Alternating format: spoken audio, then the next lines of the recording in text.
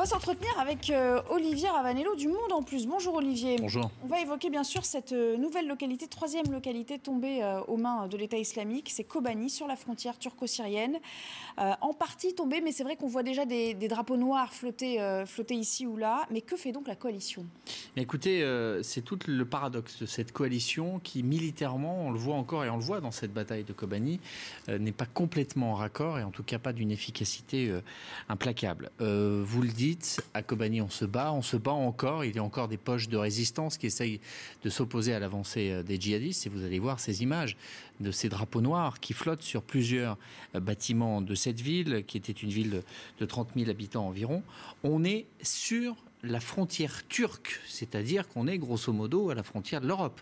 C'est ici que l'on se bat. C'est là que les terroristes de l'État islamique sont en train de prendre des positions et une fois qu'ils les auront pris, ce sera difficile de les déloger. Sur la frontière turque, et d'ailleurs, vous allez le voir sur d'autres images qui vont nous arriver, que les journalistes suivent ce qu'il se passe de l'autre côté de la frontière, alors que c'est à quelques kilomètres de là où ils se trouvent. Il y a des hélicoptères de l'armée turque qui survolent ces positions, mais on est vraiment juste, encore une fois, de l'autre côté.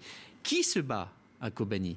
Alors, ce ne sont pas les Turcs, ce n'est pas l'armée turque qui défend sa frontière. Ceux qui sont en train de se battre en ce moment, ce sont les Kurdes, cette partie de la population turque qui sont kurdes, qui depuis longtemps réclament un territoire autonome et qui aujourd'hui sont en train de se battre et ce sont les seuls à se battre. Ceux qui se battent, vous le voyez, ce sont ceux qui sont dans cette partie est de la Turquie, là où il y a des étoiles. Eh bien, ce sont les villes frontalières qu'ils essayent de défendre. Et Kobani, qui est la plus à l'ouest, eh bien, est celle qui est en train de tomber. Ces Kurdes qui se battent appartiennent à la branche du PKK, la branche syrienne du PKK. On en a parlé la semaine dernière. Le PKK, le parti des travailleurs kurdes, qui depuis les années 70 se bat contre le gouvernement turc pour avoir une autonomie. Ce sont en quelque sorte les Kurdes turcs, l'équivalent de l'ETA pour le gouvernement espagnol. C'est un mouvement armé qui revendique un État et qui est en guerre ouverte contre l'armée turque qui emprisonne, torture ses leaders et mène des opérations de ratissage dans les montagnes d'une extrême violence.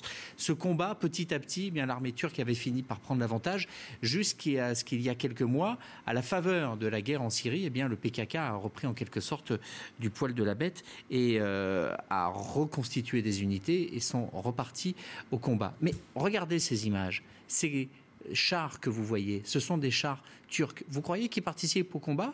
Pas du tout, ils sont en manœuvre à l'arrière. Et que font-ils ? Et en gros, ils laissent leurs ennemis aller au casse-pipe, ni plus ni moins. Il y a eu des opérations menées par des groupes mixtes, parce que dans l'armée kurde, les femmes sont enrôlées, des attentats suicides qui ont été menés pour essayer de porter des coups à cette armée islamique. Mais ne vous y trompez pas, ce sont eux qui, en ce moment, font le boulot, ce sont eux qui se battent au nom de la coalition. Enfin, pas complètement au nom, mais en tout cas, c'est comme cela que ça se passe sur le terrain. Il y a des bombardements qui ont été menés, pas assez nombreux, pas assez intensifs. Ce sont les commandants locaux qui le disent. Ils demandent un appui aérien plus fort. Et surtout, ce qui est frappant, c'est que cette frontière où il y a beaucoup de réfugiés, eh bien, les Turcs l'ont fermée, alors qu'il y avait beaucoup de jeunes Kurdes qui étaient prêts à repasser de l'autre côté pour aller se battre. Non, les Turcs les empêchent. Ils sont en train de jouer un double jeu, tout simplement parce que en les envoyant au combat, eh bien, leur pire ennemi est en train de s'affaiblir. Très rapidement, pourquoi autant de distance, pourquoi autant de recul de la part de l'armée turque ?